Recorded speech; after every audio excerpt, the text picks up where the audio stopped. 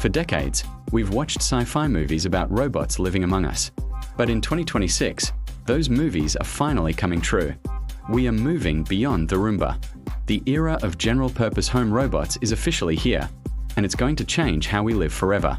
From Tesla's Optimus to Figure AI and Boston Dynamics, the race to put a humanoid robot in your kitchen is heating up. These aren't just machines that follow simple commands. Powered by advanced AI models, these robots can now learn by watching humans.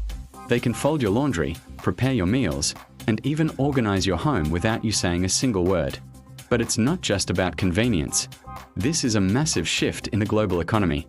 As these robots become affordable, they will handle the chores we hate, giving us back the most valuable resource we have, time. But this also raises big questions. Are we ready to share our private spaces with machines that see and hear everything? The robot revolution is no longer a dream. It's a product you can pre-order. The question is, would you let a robot into your home? Let me know in the comments below. To stay updated on the future of robotics and AI, subscribe to AI Keto. The future is walking into your living room. Thanks for watching.